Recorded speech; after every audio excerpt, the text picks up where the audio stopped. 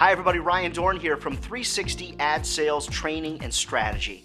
And today we're going to talk about 4 habits of highly effective salespeople. Now I'm sure, and you would probably agree with me, there's probably 50 habits that all of us as ad salespeople should have. But we're going to focus in on what I feel are the 4 biggest, best habits that as an ad salesperson you should master. And as a sales manager, you should insist that these 4 habits become second nature to all of your ad sales people if you're looking for ultimate revenue success. See, the interesting thing is this is about improving your salesmanship, okay? Many of us have been selling for a very long time. I'm not asking you to drop everything that you currently do. I'm asking you to fine-tune or tweak or focus.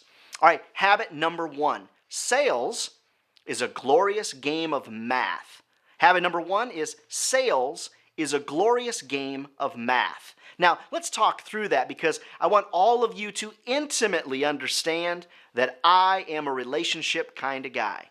The majority of the sales that I do, the majority of the sales that come to fruition, the majority of the sales that bring me big money are not sales that generated from one phone call, one dial for $1. Instead, it's about relationships. But to get to those relationships, I have to understand that sales is a game of math.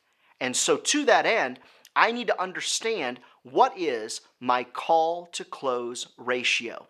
Meaning, how many people do I need to call in an effort to get to a meeting, in an effort to write a proposal, in an effort to close that business or reach my goal each month.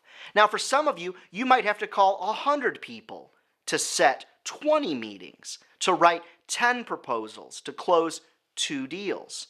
I can't give you the perfect math because every market, every circumstance, and every situation is different. So how do you arrive at that number? It's actually fairly easy to figure out. First of all, start with your big goal. Look at your goal each month. Let's say that it's $50,000.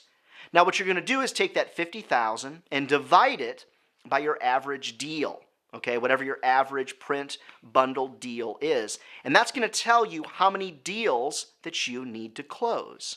Now, knowing how many deals you need to close, you need to look at how many proposals does it take for you to get to that number. So if that number is 5, how many proposals do you need to write to get 5 answers yes? You might have to write 20 proposals. I like to say that I can write 5 and get 4 good answers or get 4 people to respond and say yes.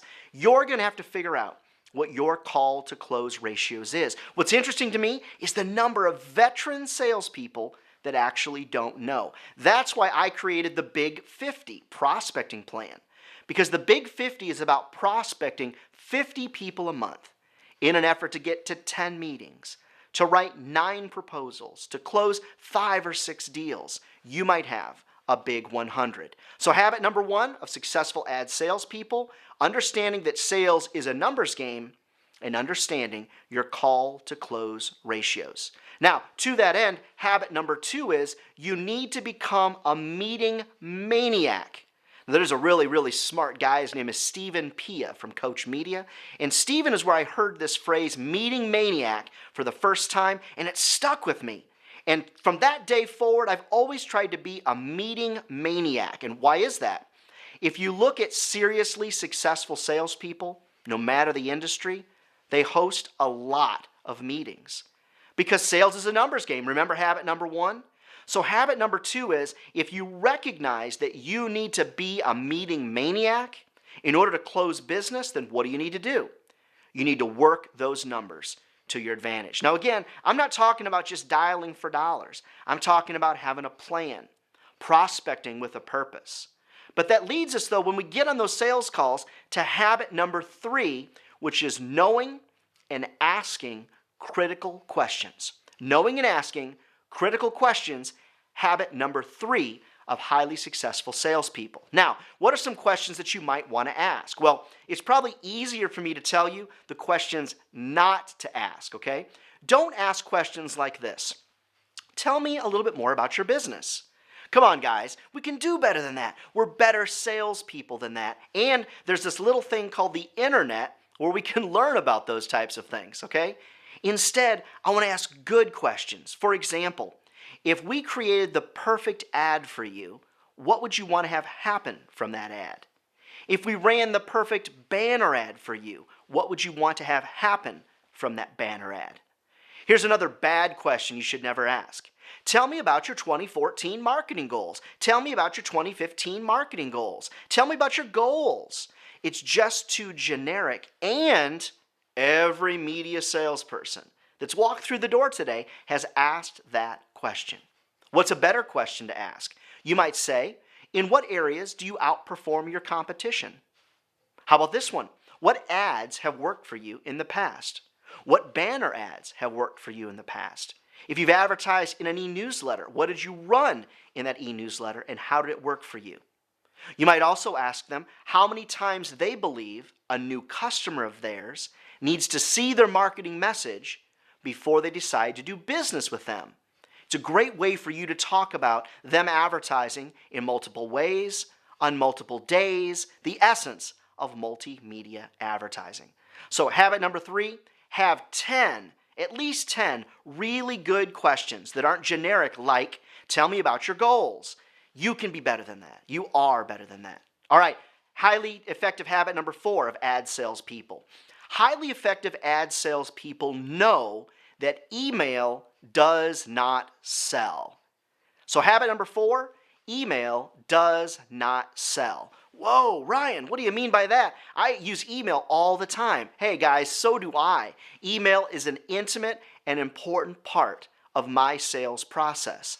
But every single ad sales superstar that I know, guess what they do? They burn up the phone. They've got a system in place. They're going to leave a voicemail. Then they're going to send an email. They're going to wait 24 hours. They're going to leave a voicemail and send another email. Leave voicemails. It allows your advertisers to hear your tone. It allows you to convey your marketing message. So again, email doesn't sell. Email's a great tool, but pick up that phone if you want to be an ad sales superstar. I like to say pick up that phone with a purpose. So those 4 habits, once again, are number 1, sales is a glorious game of math. It's a numbers game. Number 2, become a meeting maniac. The more meetings you host, the closer you're going to get to being over goal each and every month. Number 3, get great at asking critical questions. What are your 10 critical questions? And then number 4, superstar sales reps understand that email does not sell.